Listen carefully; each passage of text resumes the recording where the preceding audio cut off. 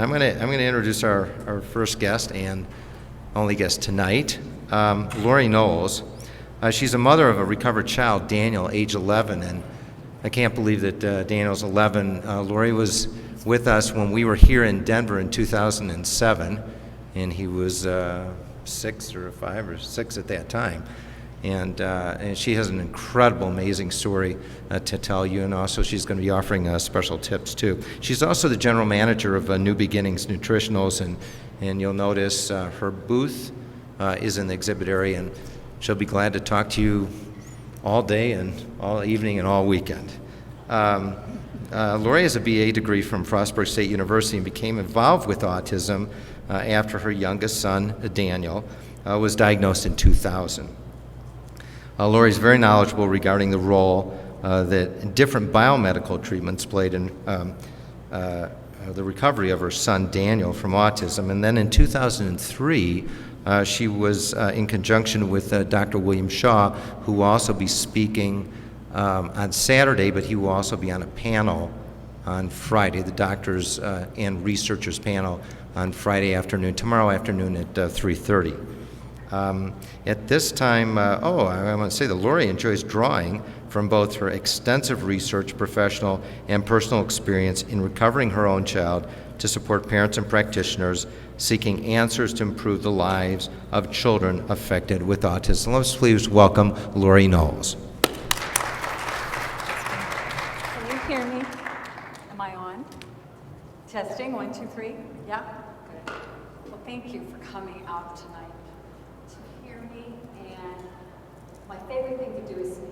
I love to talk because I've had such wonderful things happen in this autism journey for me that I love to share it and offer any advice and hope that I can, because we need to be there for one another and help each other along the way. Before I get going, I'd really like to know my audience. All right, raise your hand if you are a specialist, a therapist, and you're in the education, you're a practitioner of some sort. Raise your hand. Very good. Thank you for coming. And then I'm assuming the rest of us are parents, right? Okay. Well, this presentation is really designed for people that are exploring different options. What do I do? What's the best thing? What's the next step? So that's what I'm going to bring about today. First of all, my claim to fame over everything else is that I'm a mom. And I have my MON degree and I'm proud of it. But I am very determined. And that's why I'm here, because that determination brought me this success. Is there an echo, like a really bad echo? I'm wondering if it's because this thing is on, too. I'm not sure. Anyway, I wonder if that's better. Anyway, my 4th child, number 4, my surprise oopsie baby at age 39, I wasn't expecting, turned out to not be developing normally. And at 2.5 years, we got a diagnosis of autism. So what I did is I became intensely in pursuit of whatever I can do to help him. After I got over my grieving, feel sorry for myself stage, I decided I was going to look under every rock I could possibly find to help my child. And I was going to explore it all, and I don't care how weird it looked or sounded. If it wasn't harmful, I was going to try it if it could possibly help my son. So after 4 years of intervention, I'm going to talk about some of the things we did. Are you guys hearing me? After 4 years of intervention, Daniel was finally considered recovered. And how did I know that I was there? It's because they came to me at the school and they said, he doesn't need an IEP anymore. I said, are you sure? No, he doesn't. He's met all these goals. There's nothing else. No more IEP. And I went, oh my gosh, I can't believe that I'm here. And it was also a very scary place to be as well, because you're afraid that they take away those supports. Well, through my experience, I ended up getting involved with starting a specialized supplement company for children with autism. We ship worldwide, and we have products that are safe for kids. They don't have gluten, they don't have casein. Using this and they're conflicting. They can't? Okay. So I ended up getting involved in a business that helped kids with autism. And so I run that company, and it's a joy. I work with doctors and parents all around the world, and it's fun to be able to continue to serve and help people, and I enjoy that. But the thing that I love the most, which I've already mentioned, is that I get to speak at conferences worldwide to parents and to doctors as well, and I hope you get something out of this, and I'm really grateful that you're here. Okay. When you find out that your child is diagnosed with autism, one of the most devastating things that could ever happen to a person. And when you get that diagnosis, there's not a lot of hope that they offer you. And they don't lay out a roadmap for you, and you kind of are on your own. And then you start hearing things. People call you, or maybe you get on the internet, and everybody's saying, do this, do that, and you're thinking, what is it that I should do to help my kid? Well, there's different paths that you can take. And some people just take one path, and that's what they feel comfortable with. And others, like myself, took many paths. But one of the paths is the biomedical approach. And there's quite a few speakers speaking on that this weekend. And that is looking at what are the underlying medical issues that can be contributing to autistic symptoms. And when you go and look at those and do the testing, there are many medical issues. It's not just in the brain. There's things going on in the gut, in the immune system, that are affecting the way our children are acting and how they're behaving. And so when you go in and treat those things, find out what they are and treat them. It's amazing what can happen to your child when you used to think that he used to do this, and that's an autistic symptom. Well, maybe it wasn't autism. Maybe it was a food allergy reaction. And we're seeing that these things happen. And so I'm a big proponent of that, and I'll be honest, because I feel like my kid made wonderful strides that way. And there's the developmental approach and the education things you can do, and you can do speech therapy and occupational therapy, really good stuff, very important. And I am just my speech therapist, I loved her, and she actually is on a video that I'm going to be showing, but she was wonderful, and I don't know what I would do without those. Those are important pieces to the puzzle of helping your child get better. The behavioral approach was another really big one that I did, and I did a really excellent ABA program, one that emphasized verbal behavior, and my son caught up really quickly as a result of that. So I believe the behavioral approach was really excellent, but I'll be honest with you, I don't think he would have made as much progress if we had not done the biomedical at the same time, because they learn and they generalize, and it stays with them when their head's not all fuzzy and in a cloud because of all the different things that are going on in their body. So I loved behavioral. I'm glad I did it. I think it's one of the reasons my kids recovered today. Pharmacological is another one. People often go that way because it's easy. I believe the side effects are detrimental. I think when you choose to do these other biomedical, especially, it's not necessary to go the pharmacological route. Some kids are so self-abusive, or they're very aggressive, and you have to do something sometimes. But a lot of times that behavior can be caused by a certain kind of pathogenic bacteria in the gut, and once you eradicate it, they're sweet again, and the aggression's gone. It's amazing. Some people have the approach of, let's just make accommodations. You know, let's accept the way they are, and let's make accommodations. And there's people that feel that way. That only works for very high functioning, first of all, autistic adults and children. But I believe that accommodations are important along the way. But I believe that when you do a lot of the other things, that's not going to be necessary.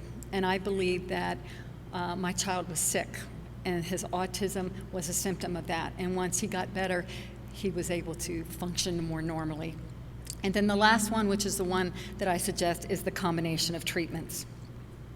Important points to remember. Every child with autism is different, and there's no one recipe for improving autistic symptoms in a child, okay? No formula. Every kid's going to respond differently. One kid's going to go wonderfully get well on the diet. The other one may not respond if you take away the diet. So every kid is different, and you can't expect, you have to, one of the things I always say, getting your child well is not a sprint, it's a marathon. And the sooner you recognize that, the more patience you have, and you're going to make progress slowly. But remember, it took me 4 years to get to the point where I even saw the light at the end of the tunnel, that there was a possibility of recovery. It is a marathon, and you have to try different things, and you figure out along the way what your child's issues are, and you deal with those. Beware of anyone who claims to have all the answers. Okay? Stay away from those. You do this with your child, they'll be recovered from autism. No, just run the other direction, because that's not the way it is. And again, every kid is different, and I don't have all the answers too. I'm going to share with you what I did with my child, but I took that eclectic approach. I tried everything, and my child was able to respond to that. Be prepared to be overwhelmed with information. Expect this, and don't go into shutdown mode, because it's easy to go into shutdown mode when you're overwhelmed. So it's better to do one thing at a time than to be paralyzed and do nothing. Educate yourself and go with your gut. You're the one that knows about your child in determining what treatment options you want to pursue. And give yourself permission to go slowly, one treatment at a time, one day at a time. First panic attack I ever had in my life was when I decided I was going to do the gluten, casein-free diet, and I was going to do it the first day, and I didn't do my homework. I didn't go out and buy options, and my kid's screaming for lunch, and I'm looking at the cupboard, and all I have is potato chips that's gluten, casein-free, and I'm going, what am I going to feed my child? Don't do it that way. You have to research. You have to really figure out what you're going to do, and you can take your time. It's okay. So what do I believe? I believe, and I said this before, looking under every rock and exploring every possible avenue and treatment available to help your child reach full potential, okay? Some children will not and cannot recover because they're too affected, okay? We don't know who that is. Sometimes starting younger helps them get further along. I can't promise full recovery for every child that goes about doing even everything. You cannot promise that. You don't know. But I think that spark of hope keeps you going. And what you need to do is start out and say, I'm hoping that by doing all these things, whatever I'm able to handle, my child will reach their full potential, what they're meant to be. And it may be just from here to here, and that makes all the difference in quality of life. Go for it, you know. But I was going for recovery, and I was one of the lucky few who got there. But there are others. It's not just me. But you have no idea what you can do until you start working on it. So what are my biases? I believe that genetic predisposition combined with environmental insults are the reason for the autism epidemic. Okay? I believe that some, not all, can recover, but most, if not all, can get better. And I've seen it. I believe that including biomedical treatments as part of an overall treatment program offers the most hope for life-changing improvements. And biomedical treatments should be first in line for treatment options because as a result, we gained speech, cognition, focus, and we had decreased sensory and behavioral issues, which made all the other learning easier. So you got lots of really awesome topics to talk about at this conference to go and see, and it's going to be hard to make good choices. First of all, there's biomedical treatments, which I've just been talking about, and there's going to be lots of talks on that.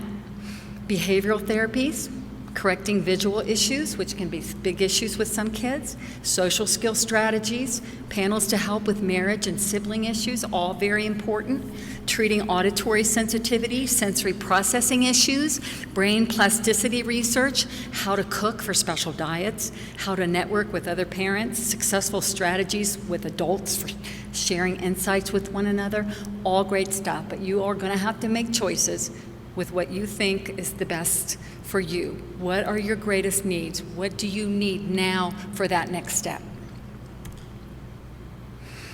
This is my baby, and he's actually 14 now.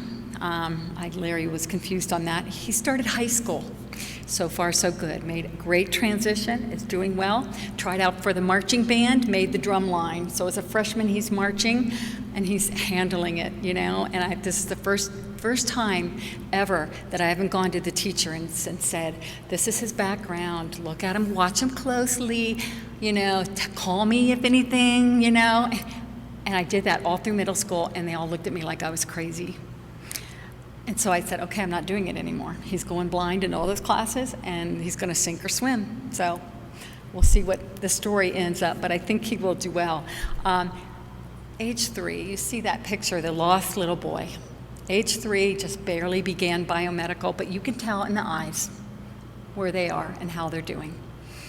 And I look at that picture, and it just breaks my heart, because he was just a lost little boy. But then you see him at age 13, and, you know, he's right there, fully engaged, and that's what we want. We want to get them back fully engaged.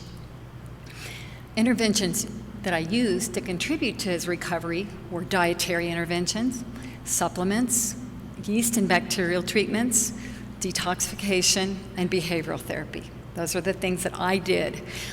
This was before HBOT was popular, so we did not do HBOT, but I know some people see great things with that, but we didn't need it to recover, but it is a wonderful therapy for some people that have that as an option.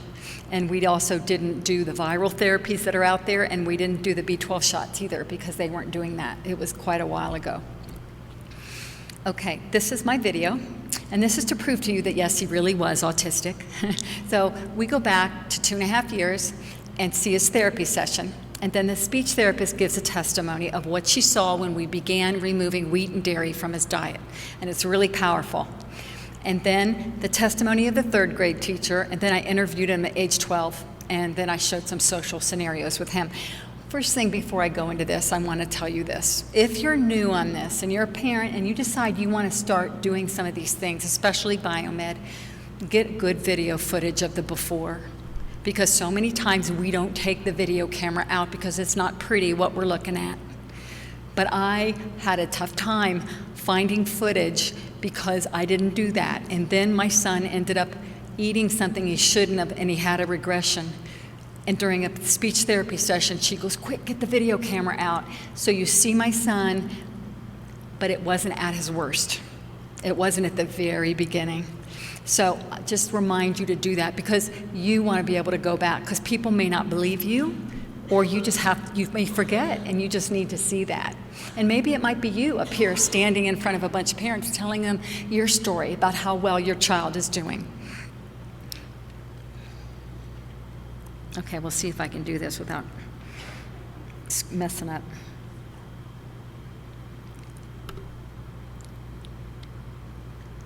So far, so good. Nope, that didn't work. Yeah.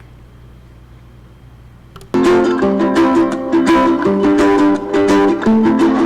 it to Katie. Can you see him? Yeah, I can.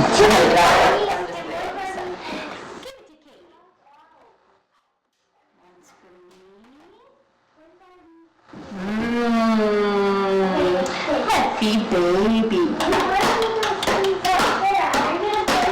Daniel's turn.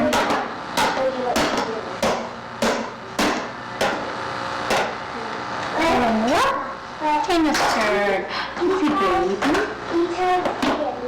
Happy baby. Daniel's turn. But you guys time to get her. Wow.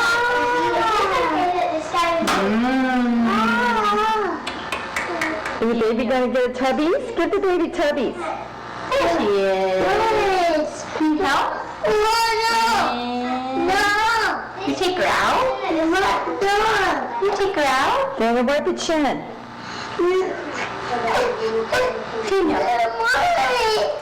Daniel got wet chin. Wipe your chin. Could you wipe a chin? No! You take baby out. No!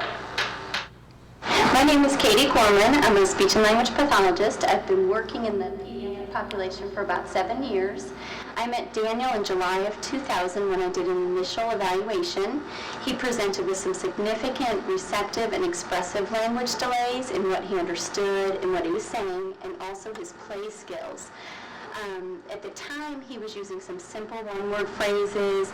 He was following directions only if you were giving him lots of visual cueing, telling him where to go, using lots of visuals.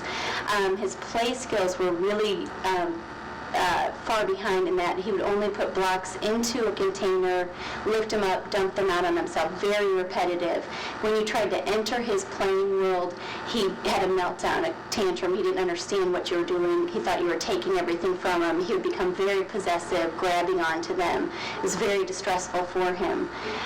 We began intervention twice weekly in his home for hour sessions, along with there was some occupational therapy and special instruction. In September of the same year of 2000, his family began some drastic dietary intervention, and we began to see some really nice improvements with Daniel. He began to expand his word length, his utterances. He began to follow some directions without cues.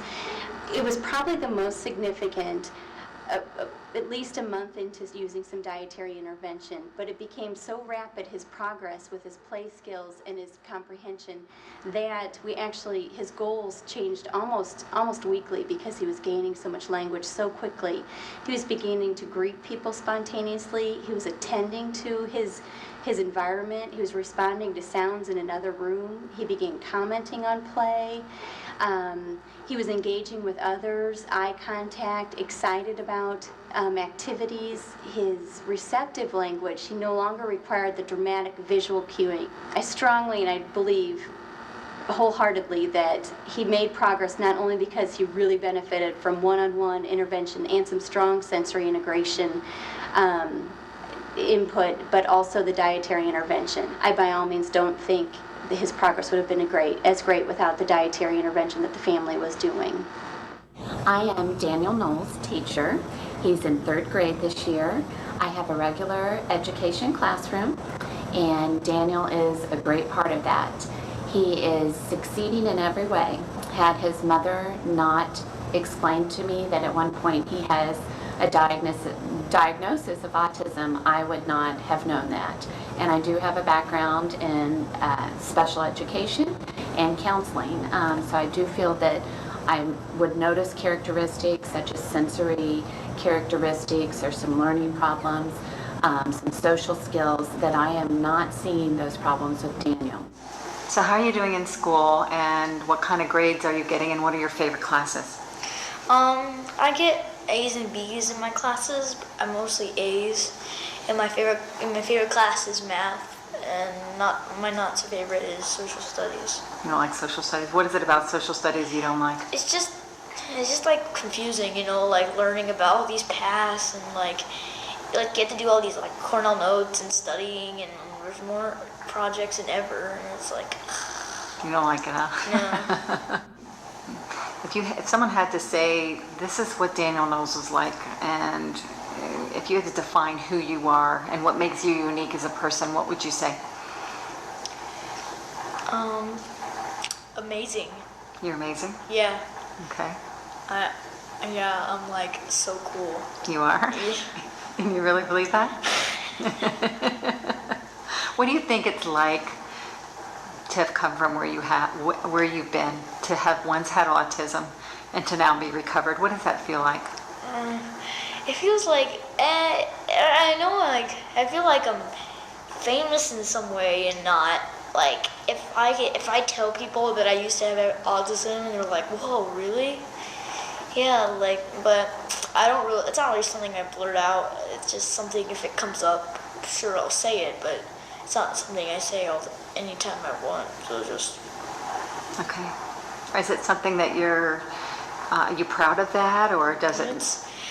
It does make me unique, like different. Yeah. Better have some qualities than nothing at all. Yeah. Okay, Daniel, tell me about your friends, and how many good friends do you have, and what types of things do you like to do with them? Like, I have about like 10 friends, and we like to swim and ride bikes and play video games and have sleepovers. We like to go on the computer a lot, look up videos, you know. That was a horrible run. I was like, whoa, seriously? What was that? He got flipped. Tell me about what you remember, if anything, about when you used to have autism. Well, it's kind of hard to explain. Like, I don't really remember a lot of it, and I only remember bits and pieces. Like, I can remember I always felt like angry all the time, and I just felt like I was never getting my way, and you wouldn't let me do anything or resist. What do you love the most in the world? My mommy. Good answer. Okay. All right. Thanks for your time. All right. I love you. Love you too. Bye. Bye.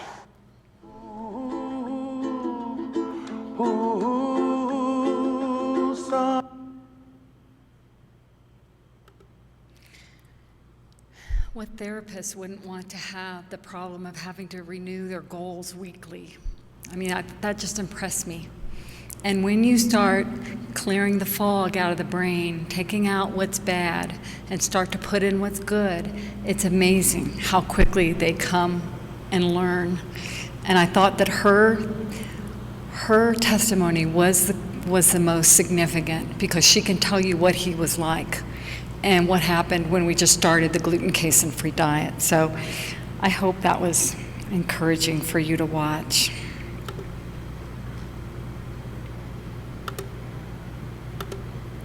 Okay, F5.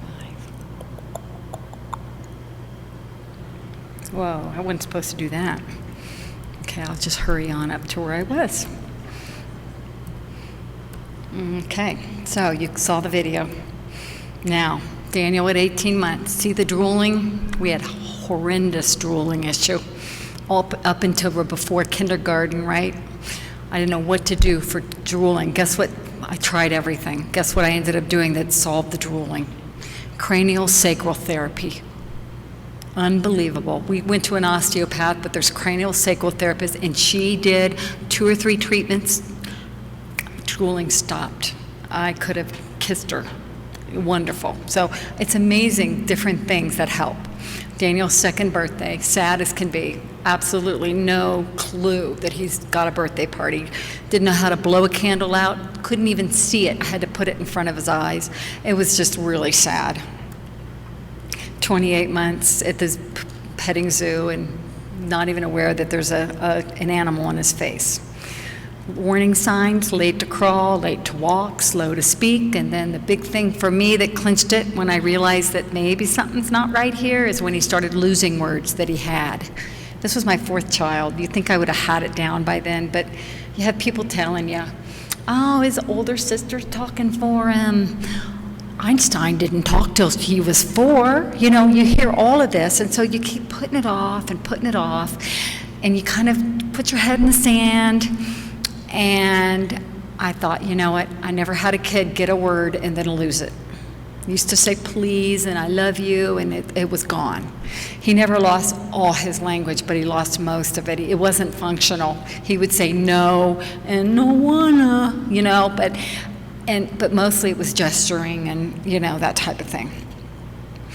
Other warning signs that we had, you saw the picture, spaced out, like in another world. We'd say, doesn't he look like he's on drugs? No interest in other children, no normal play. Of course, you heard about the receptive language, unexplained crying spells. Why does he wake up every morning hysterically crying, and it takes forever to get him calmed down? Excessive drooling. All he wanted to do was watch videos. Of course, it was Teletubbies and Barney and the train video. Thomas the Tank, Thomas whatever. Those were the three, over and over and over again. Trouble transitioning, sensitive to sunlight, didn't point, spatially insecure, he was globally affected. He couldn't go up down the stairs. He crawled, even though he could walk, he was afraid he was going to fall over. So he had a problem moving in space. Poor muscle tone, very floppy, no energy at all, and sensory issues, just with lots of different things.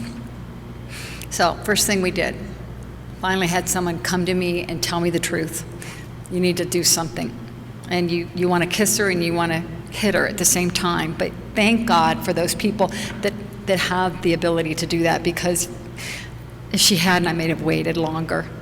And so I got the early intervention. They came into your home. That lovely gal, Katie, she was the one that started with him. So we got occupational, physical, and speech, because he was globally affected. Fine motor, gross motor, delayed, and speech as well. And then the other thing that I'm a big believer in is getting a diagnosis. I think that's the most important thing, because how do you know how to fix something that you don't have it named? You can't shoot for something that's not there, really. And as much as I hated that autism diagnosis is what got me going on a pathway to get him well. So I'm a big believer in diagnoses, because I think people that don't get diagnoses, they don't end up getting the support and the help that they need.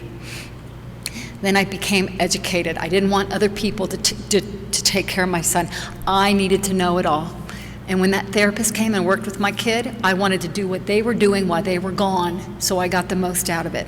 My therapist trained me to do it. So we would say, Daniel, look, and make him, do that eye contact, and just constantly expecting him to respond to me. I don't just throw him to the therapist and expect him to be fixed. It doesn't work that way. You have to be therapist mom all the time.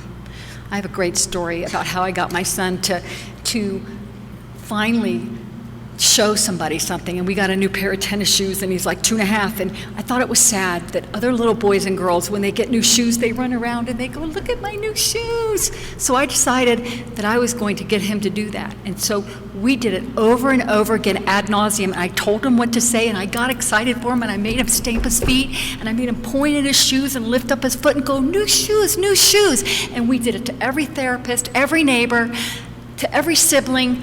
And by the time Daddy came home that night, he walked in the door and Daniel ran up to him and says, look, Daddy, new shoes. You parents have the ability to do that, and that is what I did with my child. And that is what helped him catch up developmentally, because he was so far behind. We learned to be their therapist. We educate ourselves on what's wrong with them. We get answers, and we find out, and we know more than the doctors do eventually, because we research, we come to conferences, we get on the internet, we join internet groups, we read books, and you start to know more, so then you can advocate for your child, and you can do it. And you know what? It is a wonderful experience to have that sense of power to make a difference, and you're not just a victim of other people telling you what they think. I found a practitioner who could help me chart a path for my son's biomedical treatment. Not going to find it with the pediatrician.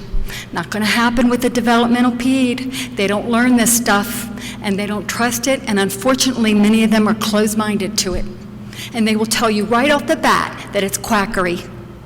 And that's sad, because those parents who look up to those doctors and think they know all the answers, they walk away from it and they never know what their child could have achieved. Those doctors, yes, God bless them, they do a lot of good things, but they don't have it all. They don't teach nutrition. They don't teach that in medical school. They're very busy. All they're taught is pharmacology. If they can't throw a drug at it, they don't know what to do.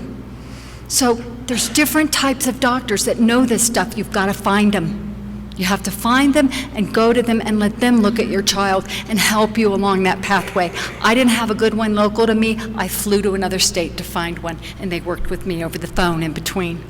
I was going to find a doctor that could help me know what to do with my child. And then I got lab testing done, and the lab testing is what opened my eyes.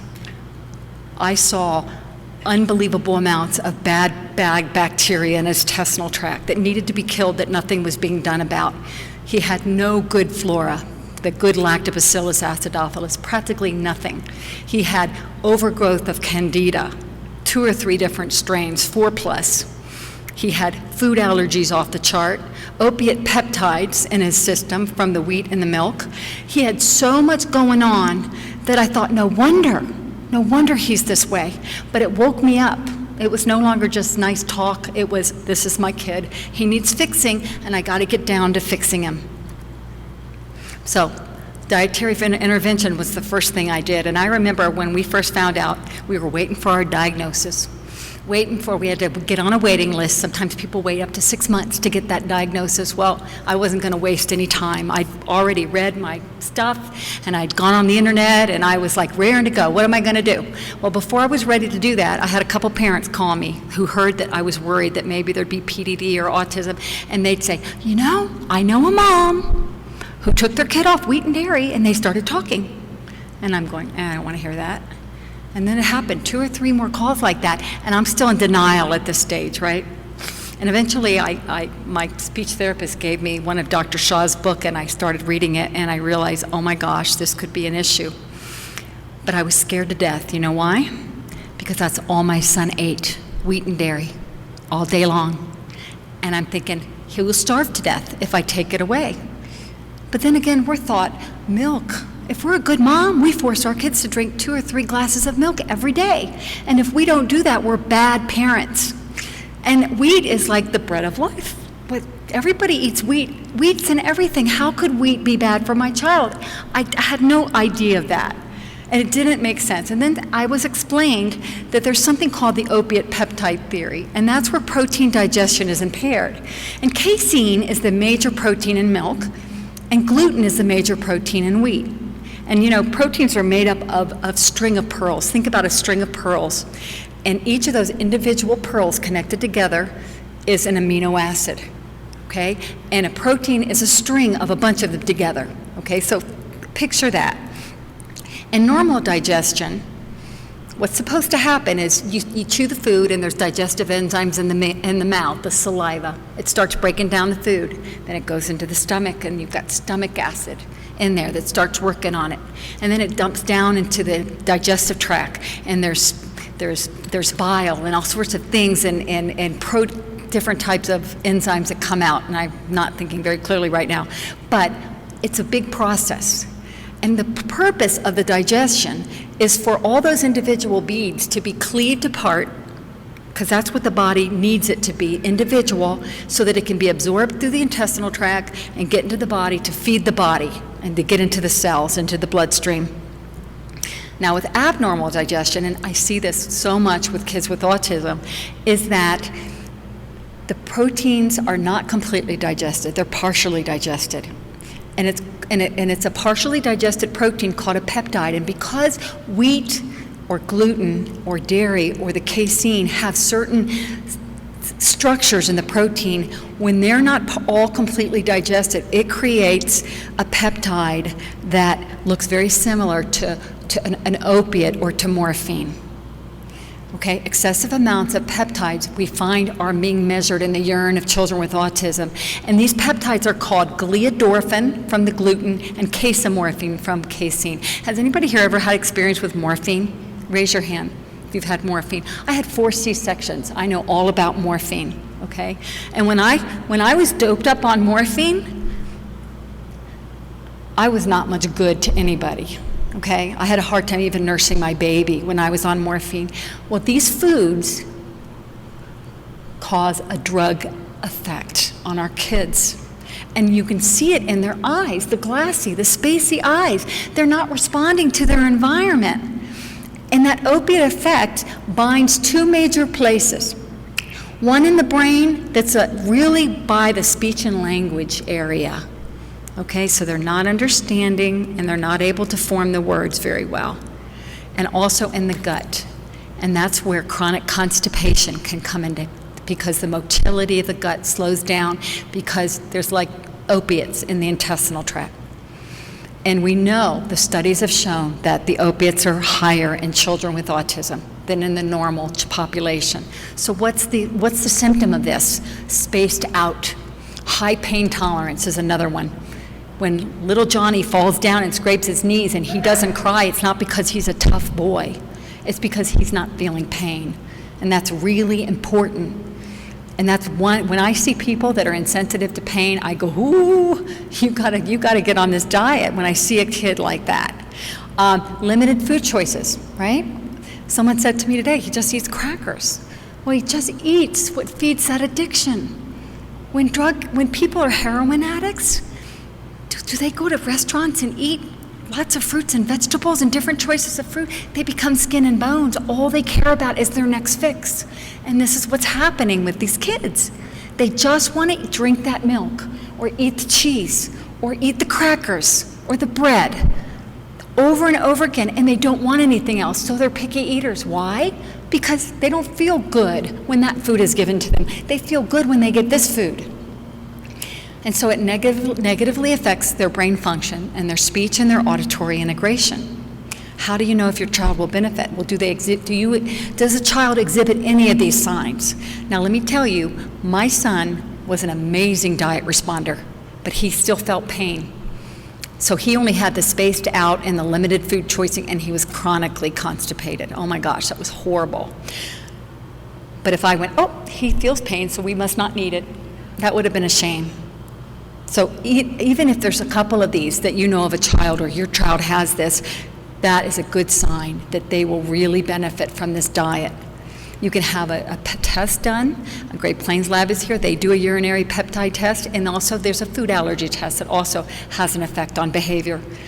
But you have to do a strict gluten, casein-free, even soy-free diet for at least 4 months to test to see. And if after 4 months you do it strict and your child doesn't get any better, you can go, okay, Mom, check it off. I did my best to see if that was his issue, and it wasn't. I have to say about 80% of kids with autism get better with this diet. It's the majority. And the other thing is, moms, dads, it gets easier with time. It's hard at first. You find those substitutes, and you eventually start giving them one thing at a time. You go slowly, but eventually you have it down, and you can do it. I mean, Daniel was going to pizza parties, and I would bring his pizza, and I did that, and so it was doable, but it was so worth having him back. I mean, he started talking in sentences within the first week of removing these foods. One morning I went to the crib, and he looked up at me, and he goes, "I'm gonna go pillows with Daddy," and I practically fell over. I never heard anything like that from him before. And I was going through hell with this diet, but you know what? When you hear something like that, it is so worth it. You stick with it, and it gets easier with time. When I was doing it, I didn't have any of the supports. We have Julie Matthews here with books. She's speaking on the diet.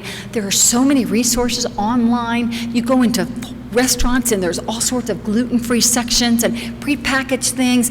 Unbelievably easy compared to what it used to be.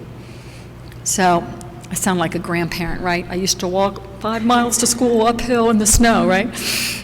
So anyway, there are different diets. I suggest starting slow with the gluten, casein-free. But our kids' immune system are reacting differently than they should be. And there's a lot of foods that they're eating that are causing behavioral issues. And you don't know until you find it. Now, you can take one food out of it at a time. That takes a long time. That's hard. Or you can do a blood test. It's called an IgG food allergy test. And you can find out, and the ones that have lines all the way across are the ones that you need to remove, or even halfway across. But what we're seeing is that not only is there that digestion issue where there's the opiate peptides, there's also an immune response to the wheat and the dairy. Most of the kids with autism that are tested have issues with gluten and wheat and issues with dairy. So if there's other foods that are in there, when you remove the foods, you see improvement.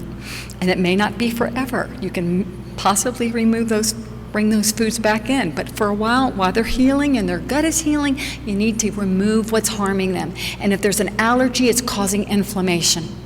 And inflammation in the gut is going to affect the immune system, it's going to affect the digestion, it's going to affect everything. And that gut has to get healthy again. And our kids' intestinal tract, when they're not having normal bowel movements, it's either mush or it's constipation. That is not normal. And we have to fix that. And I don't care what doctor tells you, well, that's normal with autism. Bull crap, it's not. We need to have normal bowel movements. Kids need to be going at least 2 times a day. They need to be formed. They need to be brown. They shouldn't be pale white. They shouldn't be mushy. And they shouldn't be little hard pebbles and going every 3 or 4 days. Can you imagine what's breeding inside their intestinal tract when that's the case? So on the diet, Daniel started markedly improving in speech. Spaced out affect gone. Crying spells eliminated. He was crying because he hadn't got his fix, especially after he'd wake up from a nap or in the morning. Until he finally ate and got his fix, he became a happier child. Increased awareness of others, more effective therapy sessions, increased interest in toys, constipation disappeared, decreased in sensory issue. Get this, he had chronic sinus infections and asthma. We were doing prednisone and we were doing breathing treatments after every cold. When we removed wheat and dairy, gone. Never again another asthma infection, and never again another sinus infection. And I'm not the only one. Chronic ear infections often also have a root cause in an allergy to dairy. So it's amazing how many people are out there walking around with issues with food, and they're taking drugs to suppress symptoms when they're underneath what's going on. It's a food allergy. And I think overall, cow milk is really best for baby cows. There's a lot of people that don't do well with cow milk, and some people with the wheat as well. And I tested myself, and after I had Daniel, I thought I had fibromyalgia. I was achy in my joints, and I felt like I was in my first trimester of pregnancy. I was tired all the time. I was about to go spend all this money on fibromyalgia treatments, and I did this test on myself. I was off the chart, wheat and dairy. Took myself off of wheat and dairy, and by the way, I cheat on weekends now, but I can't do it every day. Because when I do it every day, I start feeling sick. So it's amazing. And again, apple doesn't fall far from the tree. If the kid has the problem, sometimes siblings have issues, and sometimes mom or dad may have an issue too. And it's affecting you in some way. You don't have autism, but you may not feel well. You may not be functioning at full capacity. Other helpful dietary changes. Yeast, overgrowth of yeast, unbelievable. That was bad with my kid. You have to cut back on sugar, and that's hard. Fruit juices, he used to drink straight apple juice. I thought I was a good mom. No, apple juice is bad. So I had to get him back. I had to cut back on all of that, give him water, stop doing sugar, a couple other substitutes here. We tried to avoid processed and buy organic if we could. It's difficult to afford, but it's much better for them. I drank purified water, got water that was purified, and then we avoid seafood and food with artificial colors and preservatives. These are some of the things that I learned that I needed to do to help him get better and to clean up his diet. So that's my overview. There's so much more to talk about diet, and if you want more and if you need to learn more and you want to do that, there's some good talks here, and I think Julie Matthews is one of them. She's great. She can give you lots of ideas, gives you a lot more understanding of the whole diet thing, so it's not as overwhelming. Mine was just a quick overview. Okay, the next thing that surprised me is when finally I flew my kid to this Dan doctor that was in, which stand for Defeat Autism Now, and they really don't have that term anymore, but it was a doctor that does biomed. I saw this doctor, and she did all this testing on my kid, and she goes, you need to put him on these things. And she gave me this list of supplements, and I was just like, whoa, you're kidding me. And she goes, yes, you can't go to the next step and keep treating until you get these in them. And I got the vision, okay, my child's nutritionally depleted. He hasn't eaten well. His intestinal tract's not letting him digest and absorb well. He is starving. His brain is starving for nutrients. And you've got to get it into him somehow and find a way. And so I went at it, and I was like, okay, I'm going to do this. Come hell or high water, I'm going to do this. So I started getting supplements into him. And by the way, that's scary. And I've written an article that's part of our catalog called How to Get Children to Take Supplements. And it uses a behavioral type approach. And I guarantee you, if you do it, it'll work. So it's an article. But so anyway, get back on track here. So why do you have to give supplements? Because they're deficient because of their diet. For malabsorption, their digestive enzymes are not working correctly.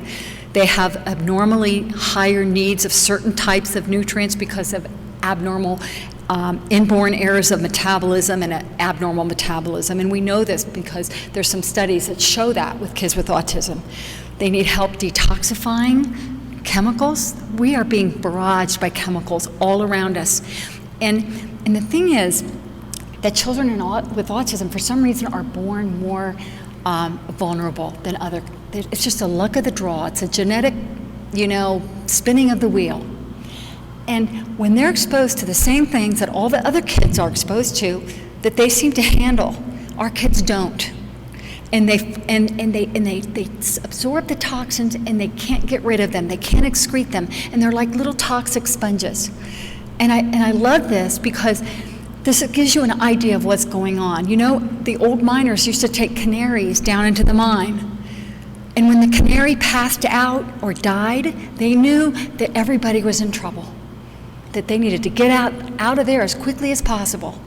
Well, I look at our children with autism as the canaries. They're the sensitive one. They are the ones we're seeing fall, and it's at epidemic proportions, and it's getting worse. And I believe that our environment and what we're doing it to them, I have lots of reasons. I'm not going to think of what's causing autism. There's lots of things that are causing autism, but I think environment and chemicals and toxins that they are getting into their bodies is one of the things that causes them, and that's why it's regression. They're not born autistic, but by the time they're a certain age, you see them start going downhill, and that's because they can't handle it, and there's an overload, and they fall over. So that's what I think. Canaries in the coal mine. But anyway, they need help with getting rid of the toxins. So the supplements really help with that. They prevent oxidative stress, and they contribute to the overall health of your child. When she told me, I was never a believer in supplements. I used to laugh at the people that took lots of supplements. I'm like, that's ridiculous. Why are they doing that? I never walked into a health food store. But when I started giving my kid these supplements, I saw him getting better and better, and I'm going, whoa, look at him. We started this 2 weeks ago.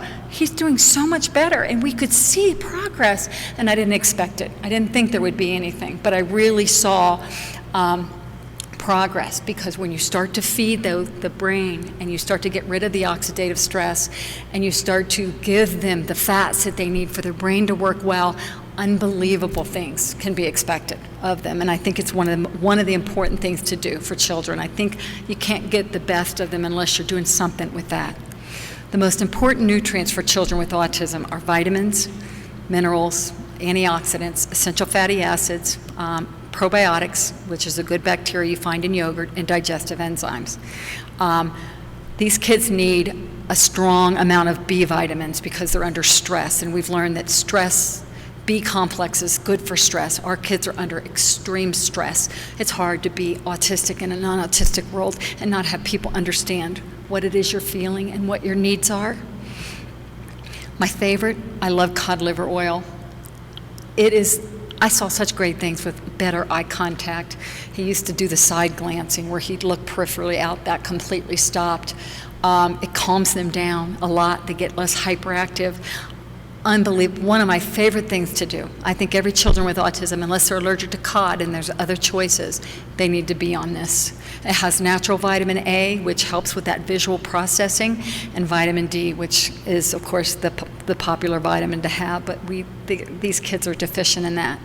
Symptoms of EFA deficiency, essential fatty acid. Just take a look at that list. I'm not going to read them, but these are the things that you see when anybody, an adult or a child, is deficient in essential fatty acids. And unless you're eating a lot of fish, you're not going to have enough for your body.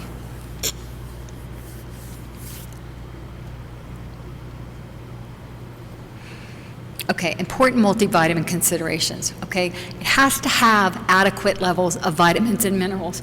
I hate to tell you this, but a Flintstone is not going to cut it. Okay, anything that tastes really good is not going to cut it, because our kids need lots of things that don't always taste really good, and so you've got to choose the formula that's going to meet their needs and find a way to get it into them. Flintstones has a lot of bad things in it that are harmful for them. You've got to stay away from that. They shouldn't have copper, because most of these kids are high in copper, and even adding just a little bit more is toxic to them. You have to look at total vitamin A levels. If they're taking cod liver oil, they're getting a really nice vitamin A. So don't choose a vitamin that has high dose vitamin A because it might be too much. So you have to make sure that what you have is working together. Be aware of harmful excipients. Those are the things they add in to make it taste good. All right, sucralose is not good. Aspartame is harmful. Some of these have gluten and casein and soy in them, and artificial colors and flavorings, preservatives. Those stuff our kids, remember, because they're canaries. We need to keep that stuff out of their bodies. Manufacturers, you need to make sure that the people that you're buying supplements from, you know that they're quality product, because not everybody tests and for quality.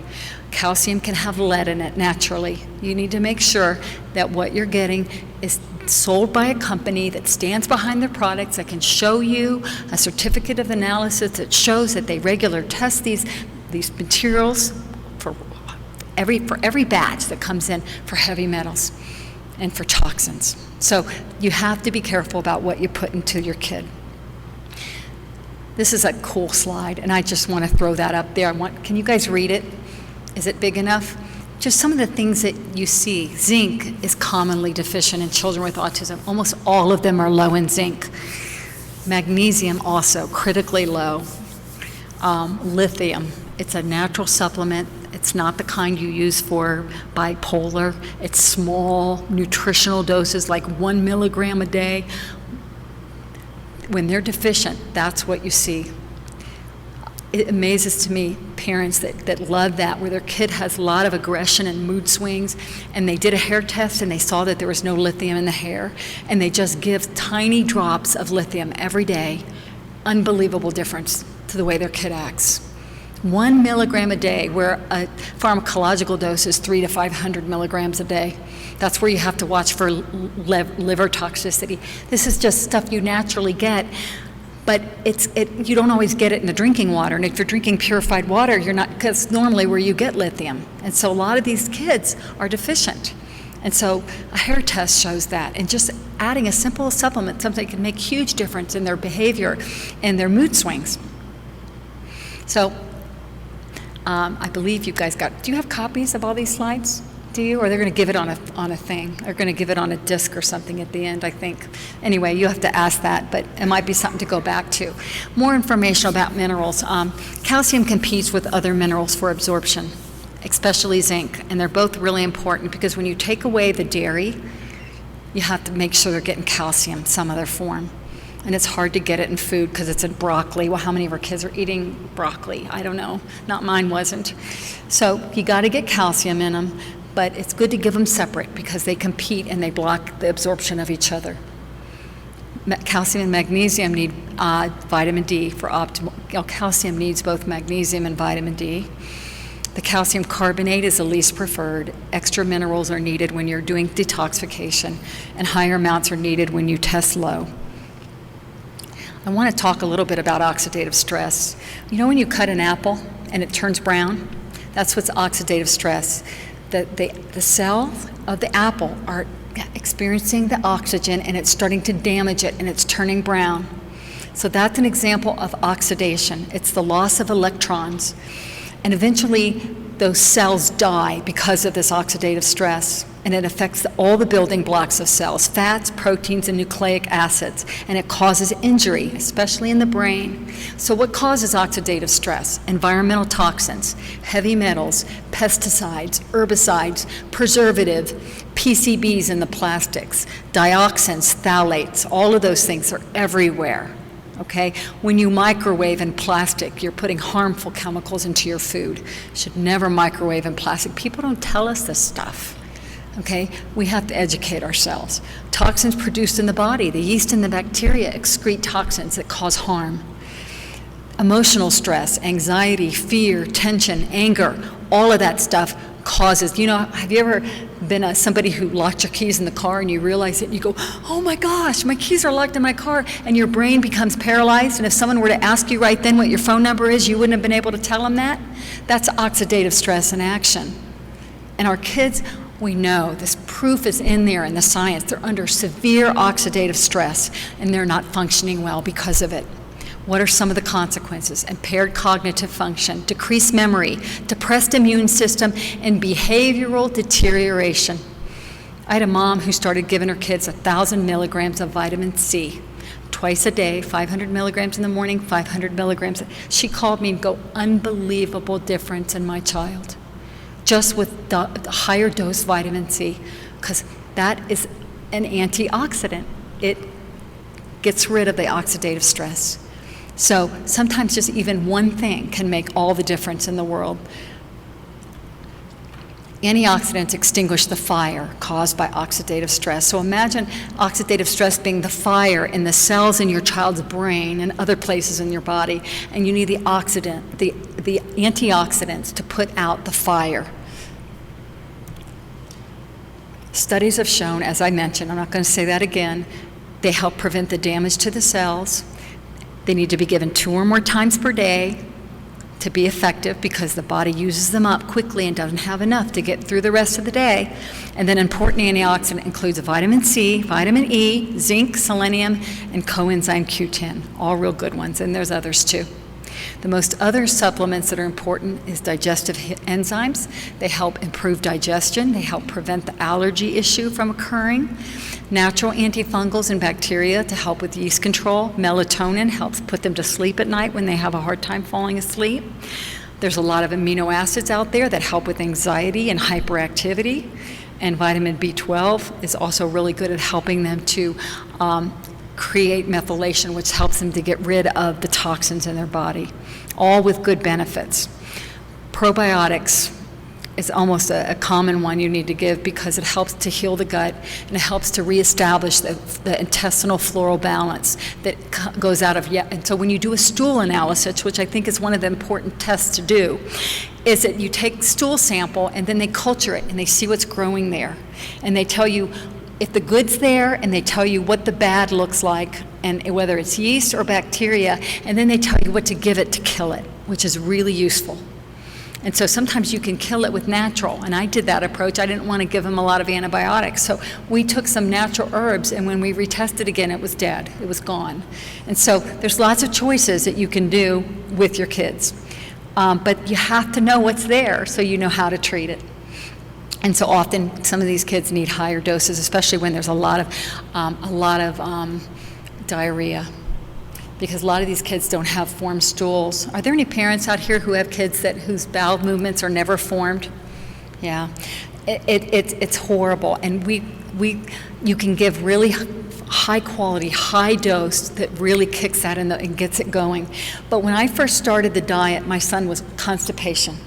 So as soon as we did the diet, he then went to diarrhea. And because I realized his gut was a mess, we started healing the gut. We killed the yeast, we killed the bacteria, and then we put the good back in through the probiotics. And slowly but surely, his intestinal function returned to normal, and we started seeing normal stools, which is critical, because the amount of nutritional deficiency caused by not having the food stay in there long enough is severe. I mean, the zinc deficiency is real critical when someone is not having normal bowel movements. Remember this, nutritional supplements are not medications. They are completely safe when taken as directed. Nutritional supplements are only one piece of the puzzle, okay? The autism puzzle, every kid's puzzle is going to be different with different pieces. Some pieces are bigger than others. Like the diet piece was a big puzzle piece for me. It might be a smaller piece for somebody over here. But it's one of the important pieces of the puzzle to help them get well. Every child's biochemistry is unique, so testing also helps with some of the supplements that they need along the way. Purchasing high-quality gluten, casein-free supplements, try one at a time, sometimes even wait every 3 or 4 days so you can see how they're doing. Okay, some kid might not react well to one. It's not going to be causing them harm. You just recognize, I can't do this with this child. Because this child's really sensitive, or maybe I need a different form for this particular supplement. You have to take it methodically. Some shouldn't start with full dose, and you have to be prepared for trial and error. It's cool to start to see the ones that really do help them and work for them. So what happened after I supplemented with Daniel? His immune system got stronger. He wasn't getting sick as much. His side glancing disappeared. His eczema cleared. the fish oil does that. He had skin issues. He was a mess. Increased cognitive abilities, more calm and focused, began gaining weight. The digestive enzymes did that. He never would eat protein. He hated meat. I could not get meat down him. And I realized that he wasn't digesting it well. And when I gave him digestive enzymes, he started eating meat. Because obviously, I guess if you don't have enough digestive enzyme, it must not feel good, or, it feels bad in you. I don't know. But he started eating protein once we did digestive enzyme, and he started putting weight on finally. Better maintaining of yeast and bacteria control, and overall just better health. So getting started, it's important. I always say foundational supplements. I mean, even before you go to a doctor, even before you get tested, we know they're deficient. There's certain things you can do, and I always think it's good as a parent to have something to work on now before I take the next step. And so it's something you can consider. Trying the cod liver oil. Make sure you've got a vitamin that has a strong B complex. Get zinc in them. Get the other minerals as well. Don't make sure that you're not giving them copper, that they have the right forms of vitamins that we've studied that we know is right for autism, certain forms of folic acid, certain forms of vitamin B12. If you take out dairy, you have to put in calcium, and make sure that you're using only pure products. I'm probably way over, aren't I? I have this no-nonsense approach for how to get supplements into kids, and I really believe it works. And I could go into it, but I think I need to just finish up here because I'm going so late. But this article, it describes it in detail. One thing I do want to say is don't hide it in food and pretend it's not there. That will backfire. That only works for a little bit when you're using tasteless stuff. Eventually you're going to have to give them something that doesn't taste good, and they will stop eating anything you give them, and they will become suspicious of you, and they're thinking, what did you put in my food now? And because kids with autism have food issues, we don't want to add to them. So you have to do it a different way. And my article, if you want to come out and get a catalog, it's right in the front, explains how to do it, and it gives you options of what works best for your child. We did an organic acid test, which was a urine test, which showed elevated amounts of yeast and also a bad bacteria called Clostridia. We did a comprehensive stool analysis that showed protein fibers that weren't being digested. We saw inflammation markers. We could see by the microbiology that there was very little good flora and lots of bad and balanced flora. And these were what was our way to figure out what to do. We had candida, and then it showed us as well the different kinds of candida and what we could give them, both prescription and natural, that will kill this particular fungus or yeast. Signs of bacteria and yeast overgrowth: impaired cognitive function, carbohydrate intolerance, abdominal distension. When you have a little belly on this child, that's usually it's yeast.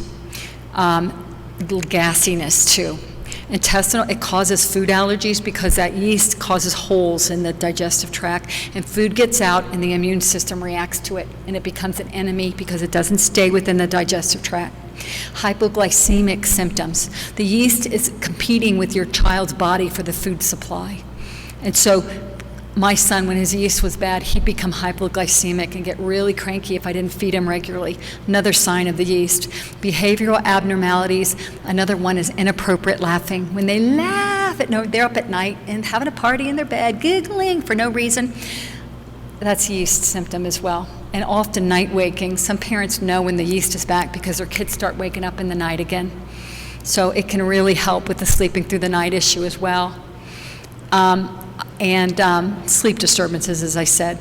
But Dr. Shaw, he speaks, and he's got lots of experience.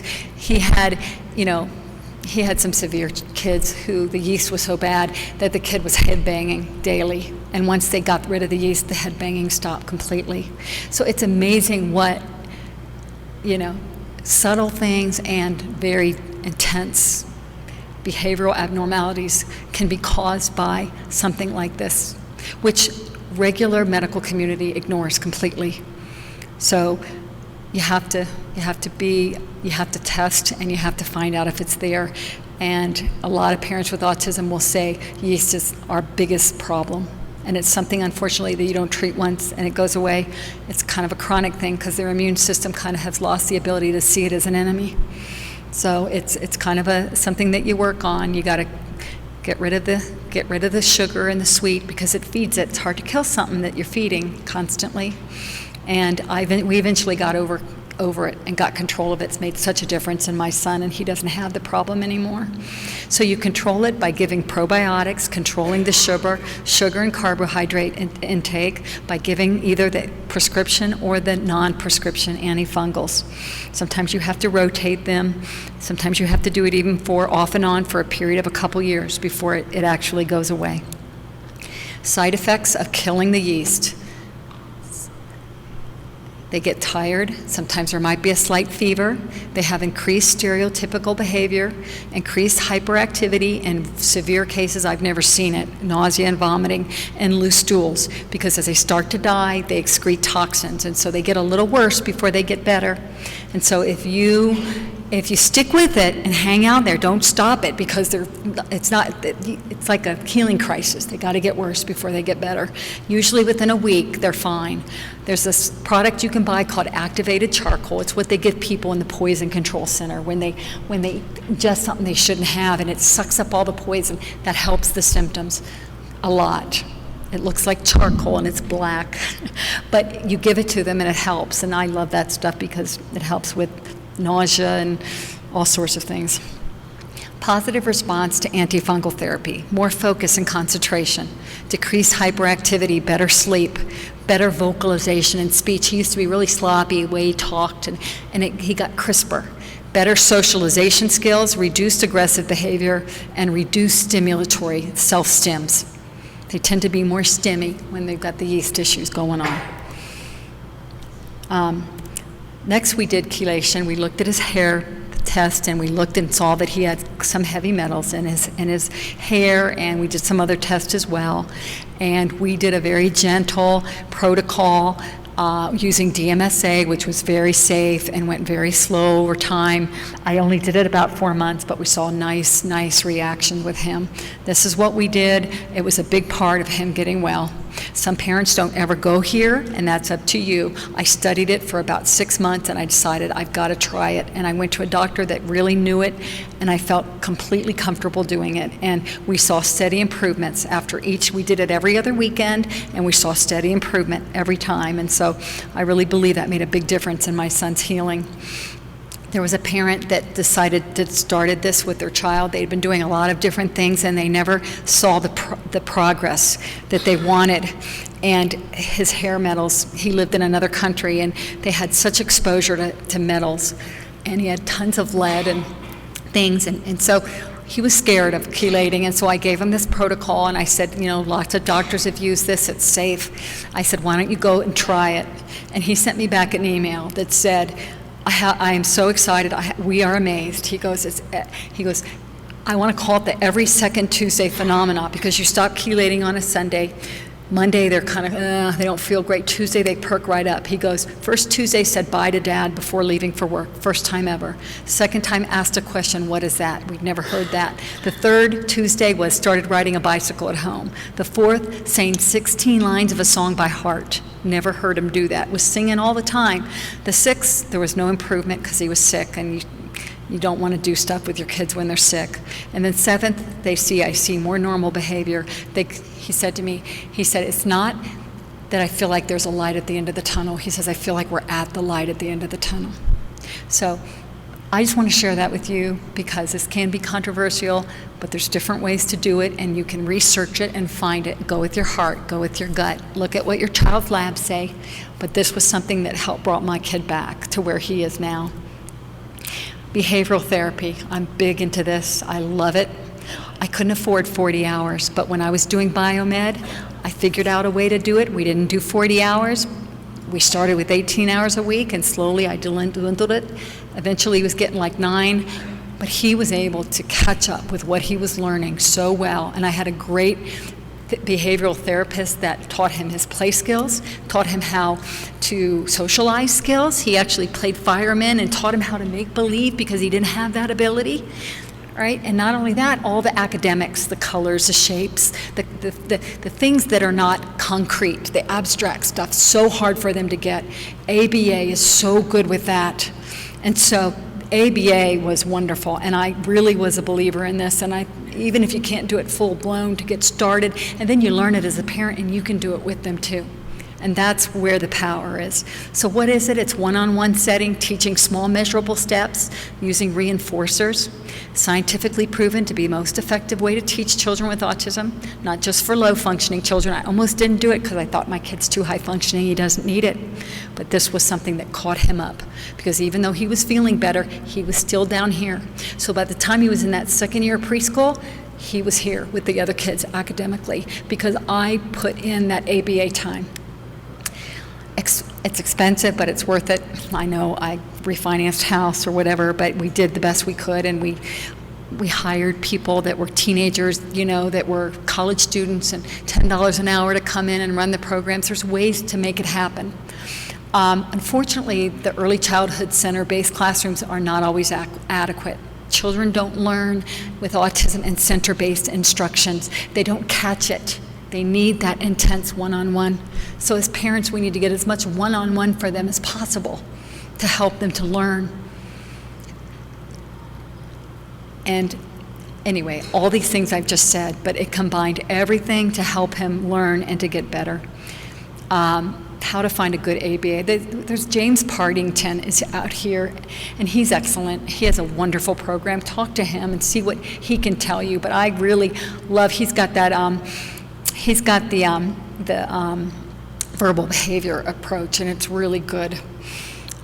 So avoid the low VOS-based program. That's just basically selling them no, and it's very not fun. You need to make it fun, and you need to make it exciting, and the kids have to love it.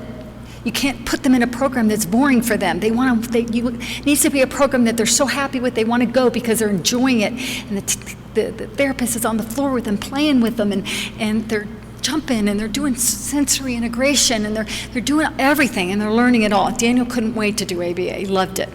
So that's the kind of program you need to look for. Ask them to teach social skills and play skills. If they won't do that, don't go there. You have to go to a program that will teach that, because our kids are deficient in social and play skills. And I believe my son can do that today because of that. And get multiple references from other parents and look for the verbal behavior.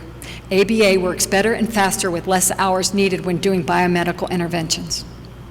Points to remember: be a determined parent and persevere to do whatever it takes. Insurance may or may not cover testing and treatments. Just be aware. Continually research new treatments, conference books, internet listservs. Successes will vary. Not all kids will recover, but most will see significant improvement, and the whole family can benefit. And moms, don't forget to take care of yourself too, because when mom's not doing good, nobody in the family is doing good. Other therapies that may be an important piece of for your child: listening therapies, visual, cranial sacral, homeopathic, far infrared saunas, HBOT, antiviral. You get into all that only after you start slowly, one at a time, and then you'll start to find what your child's issue is, one day at a time. I always suggest people start with the gluten, casein-free diet and supplements. Those two are really good to start to see progress. Find a doctor, get testing done, and get moving. Where we are today, mainstream 9th grade without any supports. High school marching drum line, plays appropriately with peers, sense of humor, and ability to empathize. Responsive, engaged with his environment. He's got empathy. He's very academically advanced. We are now back to a normal diet, which I never thought I'd see. With minimal supplements, we have not seen regression. So there's hope for that. Not all kids can achieve that, but we were able to do that. And he plays way too many video games. Okay, just honestly, I don't know. Sometimes I wonder if that's an autism leftover, but boy, he loves video games, and I hope someday he gets out of that. Me and Daniel on Mother's Day. Why there's reason to hope. Before, 6 months into treatment. This is a real big difference from this.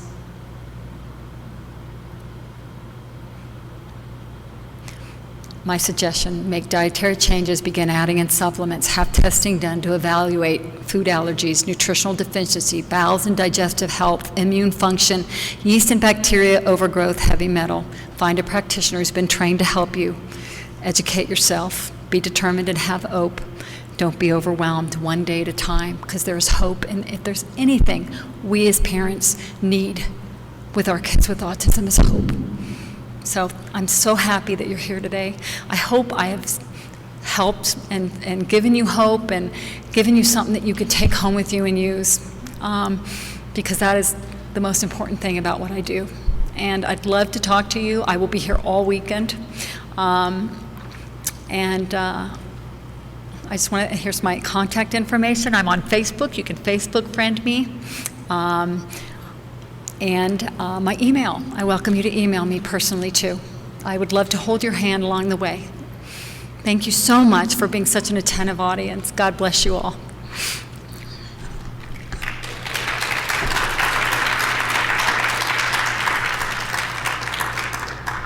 I will take questions if anybody wants any, to ask any. Yes. It's actually not a question. Mm-hmm. I live here in Denver, and I've done almost everything you've done. And I have seen incredible results with my son. Okay. He is 10 years old. He's now verbal, can say sentences, can have conversations. When we started, he had to speak to a 1-month-old and 3. He's academically all there. And there's a Defeat Autism Now doctor in Colorado Springs, Dr. John Kuchera. Yeah, it's good. I recommend him. If anybody wants his card, I have a whole stack. Good. Why don't you come up? Why don't you come up and, He is yeah. awesome. Yeah, he is good. He's been treating my son since he was 3. Mhm. We've done chelation, we've done different types. The one thing I also want to say, if you live in Denver proper and you are drinking Denver water, you will get hexavalent chromium. Okay, It has changed from rocky flats. right. My son accrued that when we lived in Denver proper for 6 months, and all he did was drink water. And so, but the good thing is the EDTA chelator that you said, Yeah. it targets it and it takes it out. Yeah, yeah. He was getting nosebleeds. That's the stuff that Aaron Brockovich was fighting. Right. Interesting. Well, thank you for sharing that. Good information. There's lots of stories like yours. Yeah. Does anybody else have any questions? No? Yes. Now, I know you covered this, but how did you kill the yeast in the gut? Well, first of all, you need to, well, there's if you're with a doctor who wants to prescribe like an antifungal, there's nystatin, there's diflucan, there's Sporanox, Lamisil, there's a bunch of them out there and they come in big guns and they kill the yeast. We used a lot of herbal, you can use, garlic and something called uva ursi and a lot of different herbs can also have some success. It's just you want to do a stool analysis to evaluate which strains are there and how to kill it. And so you want to kill it, but you don't want to feed it, so you have to reduce. You have to change the diet, and they can't drink apple juice all day. You kind of have to wean that stuff out of them. I kind of just started adding more and more water, and then I used stevia to sweeten it, so he thought it was sweeter than it was. I kind of tricked him. And some of these kids, you can get used to drinking water again, but my kid never wanted to drink water, so I always had to slightly taint it with something. And carbs, like if they eat lots of even gluten-free crackers and breads and all that stuff, it all turns to sugar eventually in the digestive tract. So you have to limit carbs. You have to try to get them onto fruits and, vegetables and meats, mostly. And I could never do it perfectly, and I still ended up getting rid of the yeast. But you had to stop the steady sugar stream into their body. And probiotics, put the good in. You take the bad out, kill the bad, put the good in. So the good bacteria. You can't use yogurt because most yogurt's dairy-based. So you have to buy it in little pills, and they don't have any taste. You just kind of put in a little bit of applesauce or something and give it to them, and it really helps the digestive tract to kind of start to make good stuff on its own. And then the good stuff crowds out the bad stuff. So it's a process, but I remember when I could see the difference in my child when my doctor first prescribed nystatin, and he was taking nystatin, and I just, wow. I'm like, whoa, look, now this is what my kid looks like when the yeast is not an issue with him. And then I wrote it down. What does my kid look like when he's full of yeast? Then you know when it's coming back, when you see those symptoms appear, and it's different for every parent. It's different for every child. One kid might be up laughing and giggling in the night, getting all goofy all the time. Another one just might be waking up a lot. My son got his speech got really indistinct, and he became more spacey and hyper. That was my son's yeast reaction. So when you treat it, you start to find out what it looks like without it, and then you want to maintain that and keep it. And there's lots of things like one of the things we've got is like an herbal rotation where because what happens is yeast become resistant to whatever you give it. There's something about the yeast organism. You kill it with something, and if you give it long enough, it knows how to defend itself against it, and it becomes resistant. And that has been an issue chronically. So we've got what's called, an option is called a yeast protocol, where you do it like for 5 to 7 days, and you move to the next one, and you move to the next one, and you move to the next one, and that way that resistance doesn't occur. And so that's something that I did that with my kid, and that finally helped my kid get that under control. Yes.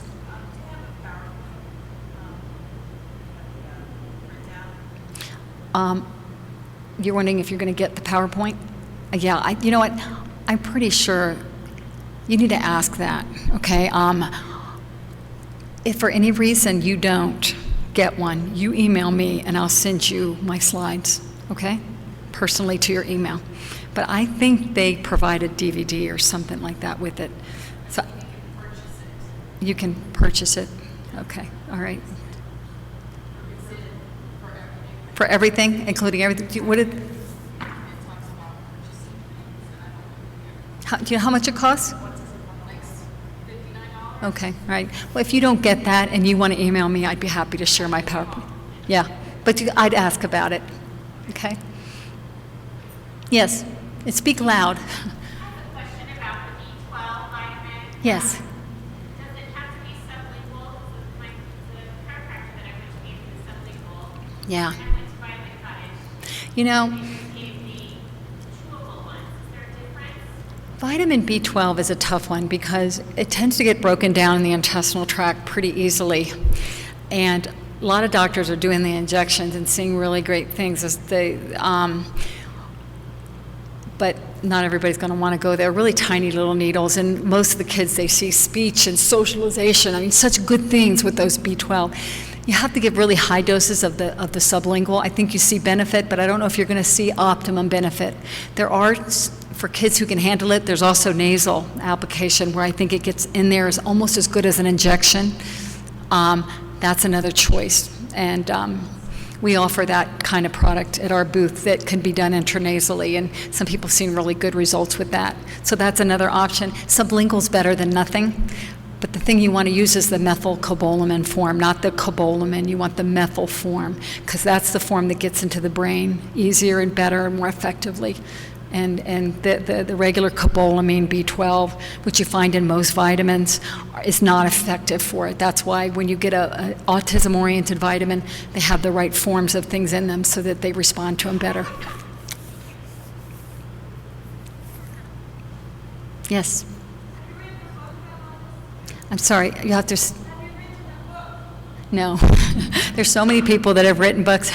I'm a single mom, 4 kids, work full-time, travel a lot. I would love to write a book. I mean, that would be fun, but there's a lot of books out there that are similar, of stories like mine. But my PowerPoint is on my website. It is called Daniel's Success Story. It's a little bit different from what this is, a little bit more in depth with the biomedical treatments. You can go there and review a lot of what I've said. And for you therapists out there, It's a great way for you to get a mom maybe interested in doing that. I have my business cards out there. Feel free to take them. But if you can get a mom, sometimes a mom can't deal with this right away. You need to come to a conference and hear somebody like me speak, to get the overview so it doesn't sound so scary, so you kind of understand it more. If they go through my PowerPoint and this video that I have here downloads, they can actually see the before and after and all of that testimony. That will help them maybe be more interested, and then send them my way, and I can help them find a doctor. I mean, I'm more than willing to be support to you. And I just appreciate therapists who pass this information along. Not all of you do that. And as moms, we have the ability to affect our own child, but you as therapists, when you pass this information along, you have the ability to affect many kids and many families and change their lives and bless their lives. So, I'm thankful that you're here and that you're wanting to learn this, and if there's any way I can ever support any of you, you let me know too. I appreciate it. It was a therapist that got me on this path, and if it wasn't for that speech therapist who handed me a book and said, I don't know if this is your child's issue, but read it, I picked it up, and it put that fire under me, and I thought, I'm never looking back. I'm never changing. I'm going to do this. I'm going to go full forward. But if she hadn't given me that book, who knows where I'd be today. So God bless therapists who share this information. So, any more questions? Well, I'm out here, and I'd love to talk to you. If not tonight, you're probably exhausted. I'll be here all weekend, not all week. Even though I love Denver, it'd be nice to stay all week. But we have plenty of time. I'd love to talk with you personally, and thank you for being such a great audience. Have a good evening.